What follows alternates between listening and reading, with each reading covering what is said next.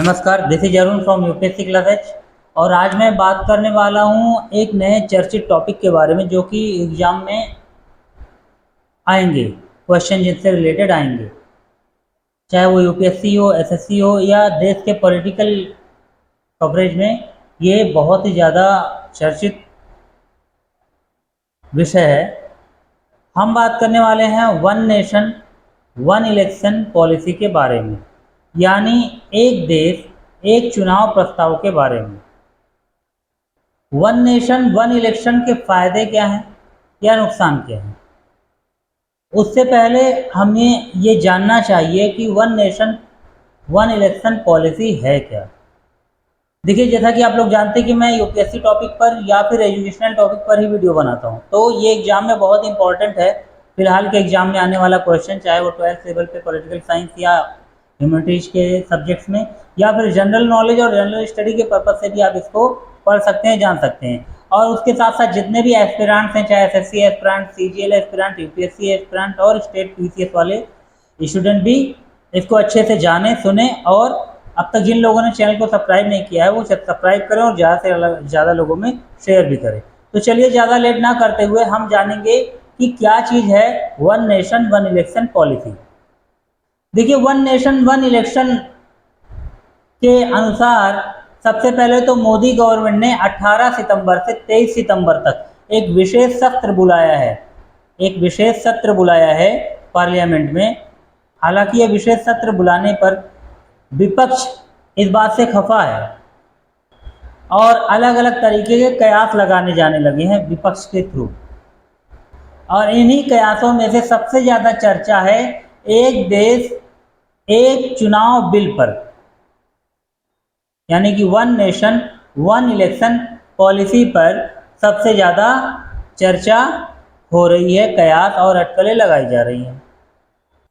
देखो, सबसे पहली बात तो यह है, नेक्स्ट ईयर यानी 2024 में लोकसभा का इलेक्शन है और साथ साथ विधानसभा का भी चुनाव कराने के लिए मोदी सरकार संसद में बिल ला सकती है, क्योंकि स्वयं प्राइम मिनिस्टर, मौजूदा प्राइम मिनिस्टर भी कई बार इस चीज़ के समर्थन में बोल चुके हैं वन नेशन वन पॉलिसी के बारे में। देखिए, अब हम जानते हैं कि वन नेशन वन पॉलिसी क्या है। वीडियो में बने रहें और अंत तक देखें, जिससे सारी बारीकी जानकारी आपको मिल सके और समझ सके। अगर कोई डाउट्स आता है तो कमेंट्स करके ज़रूर बताएं, मैं वो सॉल्व करने की कोशिश करूँगा। देखिए, भारत जो है वो लोकतांत्रिक देश है और भारत केंद्र सरकार और राज्य सरकार दोनों में ही लोकतांत्रिक व्यवस्थाओं को पालन करता है। अब चाहे वो राज्य सरकार हो चाहे वो केंद्र सरकार हो, दोनों ही सरकारें चुनाव में चुनकर आती हैं। हर साल देश के किसी न किसी राज्य में कोई ना कोई चुनाव होते रहते हैं। अब जैसे मान लो कि इस साल ही मध्य प्रदेश, तेलंगाना, छत्तीसगढ़, मिजोरम और राजस्थान के विधानसभा में चुनाव होने हैं। ऐसे में लंबे टाइम से ये चर्चा हो रही है कि क्यों ना ये सारे चुनाव एक साथ ही कराए जाएं, यानी कि केंद्र सरकार और राज्य सरकार का चुनाव एक समय में एक साथ ही करवाया जाए। यानी कि ये जो केंद्र और राज्य की सरकारों की इलेक्शन का चुनाव एक बार में ही कराया जाने की बात हो रही है। इसी प्रक्रिया को वन नेशन वन इलेक्शन का नाम दिया गया है। समझ आया आपको? अब इस पर डाउट्स ये होता है लोगों का कि क्या वन नेशन वन इलेक्शन के जरिए एक साथ देश में चुनाव कराना संभव है। तो सबसे पहले तो ये आप जान लें, हमारा देश लोकतांत्रिक गतिविधियों से ही चलता है, लोकतंत्र के तरीके से ही चलता है। तो वन नेशन वन पॉलिसी एकदम सटीक है और हमारे देश में एक साथ चुनाव कराना बिल्कुल संभव है, क्योंकि ये कोई नया नहीं है। इससे पहले भी देश में एक साथ चुनाव हो चुके हैं और वो भी एक नहीं, कई बार देश में एक बार में ही चुनाव हुए हैं, केंद्र सरकार और राज्य सरकारों की। हालांकि वक्त के साथ अलग अलग राज्यों में गवर्नमेंट्स के गिरने और सरकारों के बनने में समय का अंतर आया है।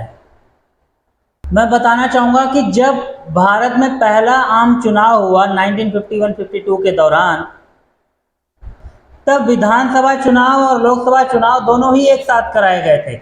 यानी जब कांग्रेस दल परिपूर्ण था, देश में पूरी तरीके से नामचीन था, कांग्रेस ही थी, तब सबसे पहले आम चुनाव लोकसभा और राज्यसभा के दोनों एक साथ ही कराए गए थे। यानी वन नेशन वन इलेक्शन के दौर में ही कराया गया था ये पहला इलेक्शन, जिसको हम वन नेशन वन इलेक्शन के नाम से जानते हैं। तो ये आज कोई नया नहीं, हमारा शुभारंभ ही इलेक्शन का वन नेशन वन इलेक्शन से हुआ था। अब मौजूदा समय में अगर कांग्रेस पार्टी इस बात के विरोध में जाती है, तो भारतीय जनता पार्टी या मौजूदा सरकार इस बात की कवायद कर सकती है कि आपके समय में पहले से ही ये पॉलिसी अपनाई जाती रही है, तो इसका विरोध आप ना ही करें तो बेहतर है। हम चाहते हैं कि देश में समय बचे, चुनाव का समय बचे, चुनाव आयोग का काम समय बचे और एक ही बार में चुनाव हो, जिससे कि देश की सरकार और राज्य की सरकार मिलकर काम करे और एक समय के साथ काम करे और देश का पुरजोर विकास हो, देश के विकास में कहीं भी अटकलें या रुकावट ना रहें।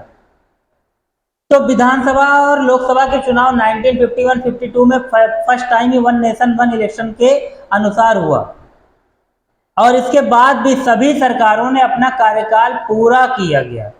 सभी सरकारों ने अपना कार्यकाल पूरा किया 5-5 साल का। इसके अलावा 1957, 1962 में भी विधानसभा और लोकसभा चुनाव एक साथ हुए थे, लेकिन साल 1967 में आते आते इस चुनाव प्रक्रिया में बदलाव आ गया, क्योंकि 1967 में उत्तर प्रदेश में चौधरी चरण सिंह जी ने कांग्रेस से बगावत कर दी और इस वजह से सीपी गुप्ता की गवर्नमेंट गिर चुकी थी, यानी सीपी गुप्ता की सरकार गिर गई और यहीं से इलेक्शन का जो मैथ था, इलेक्शन की जो गणित थी वो बिगड़ चुकी थी। इसके बाद इंदिरा गांधी जी ने 1971 में लोकसभा के चुनाव एक साल पहले ही करवा दिए और इस तरीके से बाकी राज्यों में चुनाव का अंतर आ गया और यह अंतर 71 के बाद से लगातार बढ़ता ही रहा कि लोकसभा के चुनाव कभी अलग और राज्यसभा के चुनाव, लोकसभा के चुनाव कभी अलग समय पर और विधानसभा के चुनाव कभी अलग समय पर। तो इस तरीके से लगातार देश में चुनाव चलते रहे हैं, कभी विधानसभा के, एक बार लोकसभा के और पाँचों साल में कभी ना कभी कहीं ना कहीं ये चुनाव लगातार होते रहते हैं। तो इस प्रक्रिया को अनमैनेज तरीके से देखा जा रहा था, तो उसको वापस मैनेज करने के लिए वापस मैनेज करने के लिए वन नेशन वन इलेक्शन की पॉलिसी लाई जा रही है दोबारा, जिससे कि क्या होगा, लोकसभा और विधानसभा के चुनाव इकट्ठे होंगे और दोनों केंद्र और राज्य की सरकारें इकट्ठे बनेंगी और पूरी तरीके से मिलजुल कर और बेहतर काम करेंगी, जिससे समय का फर्क नहीं रहेगा। और जब समय का फर्क नहीं रहेगा तो केंद्र और राज्य दोनों ही बेहतर समय पर, डिमांडिंग टाइम पर डेवलपमेंट के जितने भी ऑब्जेक्टिव्स है उसको कंप्लीट कर पाएंगी। इससे सरकारों के लक्ष्य पूरे होंगे, देश की जनता को वो सभी चीज़ें, बुनियादी चीज़ें मिल पाएंगी जो एक समय पर मिलना चाहिए, सरकार से जो हम अपेक्षा रखते हैं। अब हम जानेंगे एक साथ अगर हम चुनाव कराते हैं तो किन राज्यों को घाटा हो सकता है। जाहिर सी बात है, हर एक सिक्के के दो पहलू होते हैं, हेड और टेल। उसी तरीके से वन नेशन पॉलिसी है या किसी भी तरीके की पॉलिसी या विधेयक पास की जाते हैं तो उसके अच्छे और बुरे पहलू होते हैं। नो डाउट अच्छे पहलू ज़्यादा होते हैं, इसीलिए गवर्नमेंट हमेशा अच्छे नियम और पॉलिसीज बनाती है, लाती है, लेकिन कहीं ना कहीं उसके बैड इम्पैक्ट भी पड़ते हैं। तो हम जानेंगे किन राज्यों में घाटा हो सकता है वन नेशन वन इलेक्शन की पॉलिसी से। देखिए, अगर one nation one election bill parliament में पास होता है तो जाहिर सी बात है लोकसभा और विधानसभा के चुनाव 2024 में एक साथ होंगे। तो सबसे ज़्यादा नुकसान जिन राज्यों को हो सकता है वो है उत्तर प्रदेश,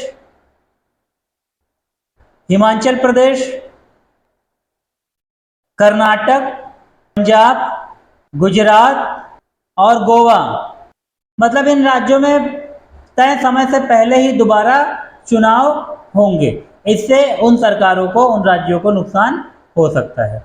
जहाँ पे अभी जल्द ही चुनाव हुए रहे होंगे और वापस चुनाव होंगे, तो जाहिर सी बात है ये चुनाव दोबारा हो रहे हैं, तय टाइम से 5 साल के पहले की पीरियड पे होंगे। इससे होगा क्या कि वहाँ की गवर्नमेंट को दोबारा रीस्ट्रक्चर में आना पड़ेगा, फिर से चुनाव होगा और नई गवर्नमेंट आएगी, या वही गवर्नमेंट आएगी तो दोबारा तरीके से काम करना होगा। तो वन नेशन वन पॉलिसी के तहत किसी राज्यों का अगर घाटा हो सकता है, तो उन राज्यों का जो 5 साल अभी तक पूरा नहीं कर पाई हैं और जल्द चुनाव हुआ है, उनका नुकसान हो सकता है। अब हम जानेंगे वन नेशन वन पॉलिसी का कानून कहता क्या है। देखिए, मैं फिर कहना चाहूँगा, जो टॉपिक मैं बता रहा हूँ वो बहुत ही डीप नॉलेज के साथ मैं आपको बता रहा हूँ। एक एक टॉपिक को पढ़ता हूँ, फिर अच्छे से आपको एक्सप्लेन करने की कोशिश करता हूँ। तो और डिफरेंट और क्लियर है कि एग्जाम में ये क्वेश्चन आपको देखने को मिलेगा, और हो ना हो 12th लेवल पर, ग्रेजुएशन लेवल पर, मास्टर्स लेवल पर आर्ट एंड ह्यूमैनिटीज के स्टूडेंट्स को ये क्वेश्चन देखने को मिलेगा और जानना भी चाहिए। ये साल 2018 में ही मौजूदा प्रधानमंत्री ने इस बात को उठाया था, इस मुद्दे को उठाया था कि वन नेशन वन इलेक्शन की पॉलिसी होनी चाहिए। तब विधि आयोग ने एक रिपोर्ट केंद्र सरकार को सौंपी थी, जिसमें यह कहा गया था कि बार बार राज्यों में चुनाव करवाने से होता क्या है कि समय और धन की बर्बादी होती है। इस रिपोर्ट में यह भी कहा गया था कि देश में जो चुनाव करवाने के नियम हैं, एक साथ राज्यों का और केंद्र सरकार का चुनाव करवाना लगभग संभव नहीं होगा। यानी एक साथ चुनाव कराना संभव नहीं हो सकता या नहीं किया जा सकता, क्योंकि इसके लिए संविधान में कुछ संशोधनों की जरूरत होगी। जैसे वन नेशन वन इलेक्शन संविधान संशोधन विधेयक को लोकसभा और राज्यसभा में पेश कराना होगा और साथ में उस बिल को पास भी कराना होगा। इन दोनों सदनों के बहुमत से इस विधेयक को पारित होना बेहद जरूरी है। इसके बाद कम से कम 15 राज्यों में, यानी 15 राज्यों की विधानसभाओं में इसे अनुमोदित कराना होगा कि वे तय समय से पहले या बाद में सरकार को भंग कर दें। तो जाहिर सी बात है, जिस राज्य की सरकार एग्री होगी वो भंग कर सकती है, और अगर नहीं एग्री होगी तो प्रॉब्लम आ सकती है। तो सबसे पहले संविधान संशोधन विधेयक one nation one election policy के पहले पारित कराना होगा लोकसभा और राज्यसभा से। उसके बाद ही लोकसभा और राज्यसभा से आप वन नेशन वन इलेक्शन की पॉलिसी का विधेयक पास करा सकते हैं। अब हम जानते हैं कि देश को क्या फायदा होने वाला है वन नेशन वन इलेक्शन की पॉलिसी से। जब देश में एक बार में विधानसभा और राज्यसभा दोनों, विधानसभा और लोकसभा दोनों में ही चुनाव होगा, तो एक बहुत बड़ा समय और एक बहुत बड़ी धनराशि चुनाव आयोग की और साथ की देश की बचेगी। मैं आपको बताना चाहूंगा कि 1951-52 के इलेक्शन के खर्च में कुल मिलाकर 11 करोड़ रुपए खर्च हुए थे, जबकि नई दिल्ली में सेंटर फॉर मीडिया स्टडीज यानी CMS के एक रिपोर्ट के अनुसार 2019 में लोकसभा चुनाव में लगभग 60,000 करोड़ रुपए की भारी भरकम धनराशि खर्च हुई थी। वहीं हर राज्य में चुनाव के दौरान अलग अलग तरीके से व्यवस्थाएं की जाती हैं, मशीनों की व्यवस्थाएं की जाती हैं, संसाधनों पर खर्च आता है। चुनाव के आयोजन में पूरी स्टेट मशीनरी और संसाधनों का पूरा प्रयोग किया जाता है। अब जैसे मैं एक एग्जांपल बता रहा हूँ कि टीचर का काम है पढ़ाना, लेकिन वोट जब पढ़ते हैं तो टीचर को स्कूल में वोटिंग कराने के लिए लगाया जाता है। और भी बहुत सारे गवर्नमेंट एम्प्लॉय जो है वो इलेक्शन वर्क में ही लग जाते हैं, तो जाहिर सी बात है बाकी सारे काम जो है वो पेंडिंग हो जाते हैं, रुक जाता है। तो one nation one election policy से और भी चीज़ों में फ़ायदा होगा जो इलेक्शन आने के दौरान पूरी तरीके से रुक जाता है, बंद हो जाता है। यानी बाकी डिपार्टमेंट्स के काम भी हो पाएंगे अगर वो मैन पावर बची रहती है, इलेक्शन में के सोर्स में नहीं लगती है तो। लेकिन यह बिल लागू होने से बार बार चुनावों की तैयारी में होने वाला खर्च और चुनावों की तैयारी में होने वाला समय कम हो जाएगा, यानी कि देश के विकास के लिए राज्य और देश की सरकार, केंद्र की सरकार समय बचाकर और खर्चा बचाकर वो पैसा उसमें लगा सकती है और वो सब पैसा के साथ साथ समय भी विकास में लगा सकती है। ये बहुत ही बेसिक कॉन्सेप्ट है समझने का, कि जो नहीं भी समझ पाए उसको भी समझ में आए।